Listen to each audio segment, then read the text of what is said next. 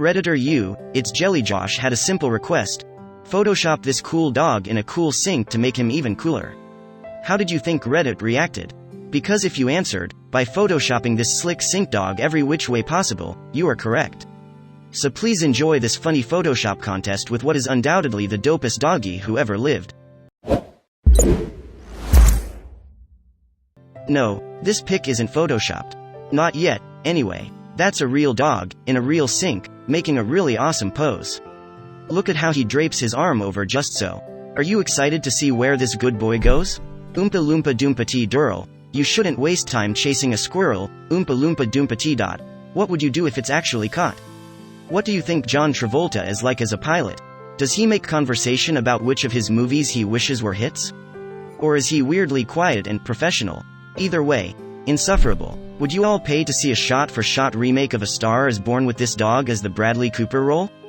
Based on this still, we would absolutely pay to see a shot-for-shot remake of A Star is Born with this dog as the Bradley Cooper role. Some dogs are taught how to shake. But even under the most dangerous circumstances, this dog isn't moving a muscle. We've been battling poor PR, said Ashley, head of marketing for Elon Musk's SpaceX team. We need good press, fast. Excuse me, Clyde, are you paying attention? Clyde was on Reddit. His fingers trembled. Can we put a dog in a space car? Let's just hope he doesn't roll over every stop sign. Because one of his dog tricks is roll over, you see. And in the case of driving, specifically stopping at a stop sign, this could cause problems. You see, say what you will about the prequels, but the actor they hired to play Darth Labrador was really good. We kinda hope they fold that continuity into the new ones. This dog sat in with the band at the Mos Eisley Cantina once. Instead of their typical poppy fare, the dog went for hard post-bop. The rhythm section couldn't hang and the space clarinets just wept out of jealousy. No recordings were made, so it's just one of those lost cool dog jazz nights. We're not about to tell that marsupial that's a dog in its pouch. Have you heard of those boxing kangaroos? None of our business. We've heard of rags to riches, but sinks to tubs? We haven't heard of that. And that seems to be the journey the original picture has taken vis-a-vis this picture. What a world, honestly. If hell is full of pizza pies and cute lil puppos, sign us up. Wait, that's not a legally binding contract, is it? 'Cause, we'd still prefer heaven given the choice. Shoot, it feels like we boinked this up. Life moves pretty fast. If you don't stop and eat your own poop once in a while, you could miss it. You know this dog subscribes to all kinds of problematic subreddits. And owns a katana, and interrupts you to talk about the best anime. At least he pulls off the neck fur better than most neckbeards. Hey, when you go a little too nuts on the anise seed, you wind up in situations like this. You can't stop here. This is cat country. You know, they filmed most of this movie using a combination of CGI and the dog's brother. Not because anything bad happened to the original dog. Just because they wanted more dogs in the movie, and had the money to burn. Wanna hear the most annoying sound in the world? BAARK. I don't always drink human water. But when I do, I prefer toilet bowl water. Stay thirsty, my friends. That's what I love about these Labradoodle puppies, man. I keep getting older, they stay the same age. I'll bite, I'll bite, I'll bite. He's a dog, she's a cat, and they share a sink. How will they ever get along? Listen. This is a dog in a bucket. We'd love to provide you more context, but there isn't any. What you see is what you get. Dog, bucket, empty space. How'd he gets in there? Does he want to get out? Don't know. Draw your own conclusions. The 21st century, internet-saturated answer to the Wu-Tang Cats, Brockhampton came onto the scene with a trilogy of studio albums released in the same year. They're a collective that records music, makes videos, and most importantly, runs around in the backyard like a good boy together. Lassie, it's Marvin, your cousin, Marvin the dog. You know that new sound you were looking for? Well, listen to this. We didn't think it was possible for the person in the sidecar to be cooler than the person actually operating. And technically, we were right. It's not possible for a sidecar person to be cooler. But it is possible for a sidecar dog. Go doggy, it's your birthday. We eating kibbles like it's your birthday. We begging under tables like it's your birthday. And you know we don't give a lick it's not your birthday. If you enjoyed this story, wait for our next story starting in 10 seconds.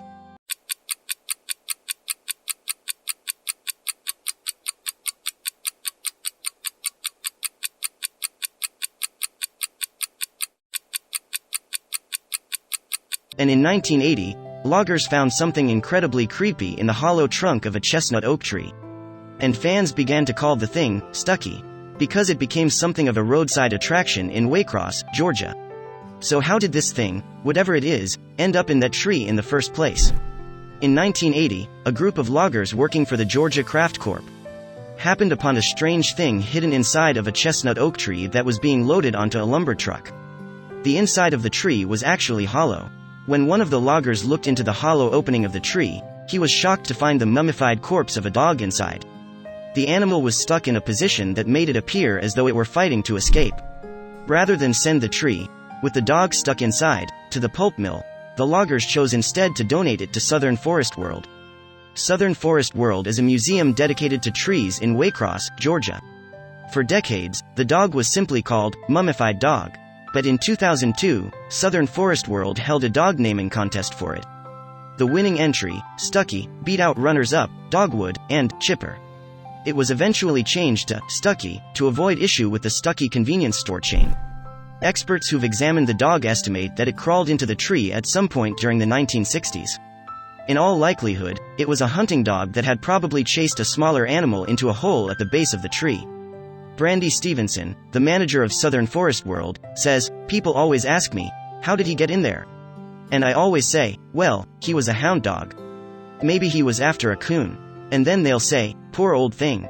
I feel so sorry for him." It's been speculated that Stucky continued to climb higher into the tree in its effort to catch the animal. But as it continued to climb, the tree opening narrowed, eventually wedging the dog into the tree hollow.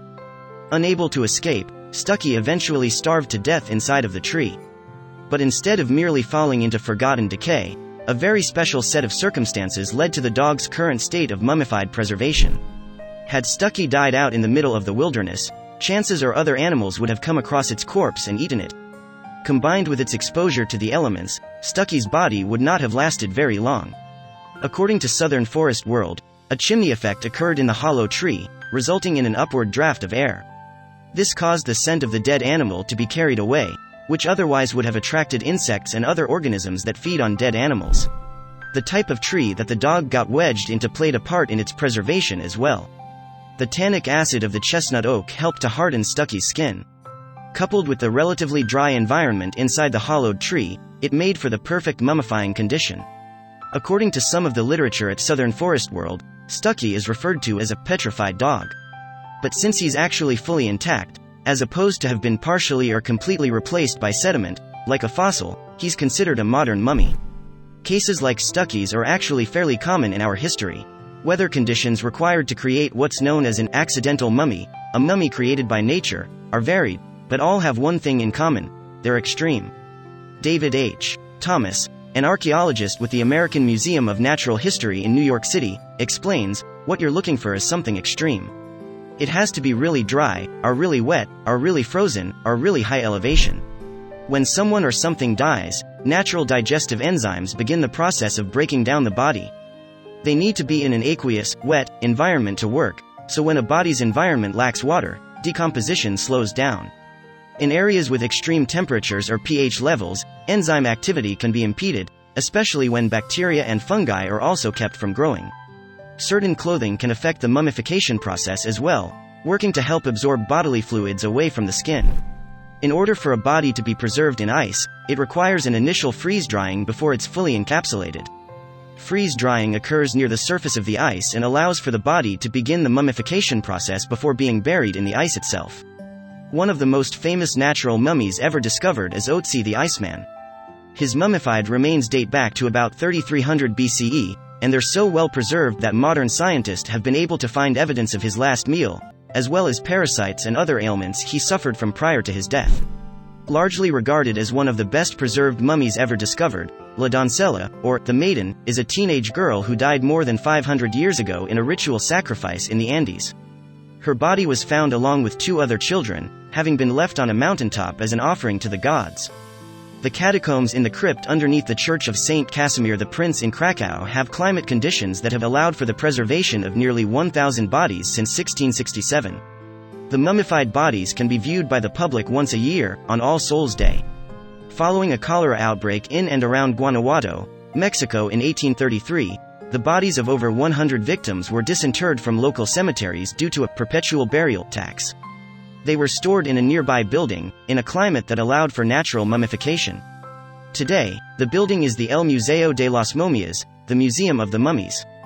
Bog bodies are those that have been mummified in peat bogs. The best preservation conditions occur in colder areas near bodies of saltwater. When old peat is replaced with new, humic acid is released, which essentially acts as a pickling agent. One of the best examples of a bog body, the Toland man, was discovered in 1950 on the Jutland Peninsula in northern Europe. Having died during the 4th century BCE, his body was so well preserved that it was initially mistaken for a recently deceased corpse. The Tarim mummies were discovered in present-day Xinjiang, China, and date back to between 1800 BCE and 200 CE. They're of Caucasian descent, which challenged the idea that there was little to no cultural exchange between the East and West during that time. In the late 20th to early 21st centuries, the mummified bodies of Buddhist monks were discovered, having died from participation in starvation and suffocation rituals. The monks would have adhered to a diet made up of salt, nuts, seeds, roots, pine bark, and poisonous tea, which would result in self-mummification.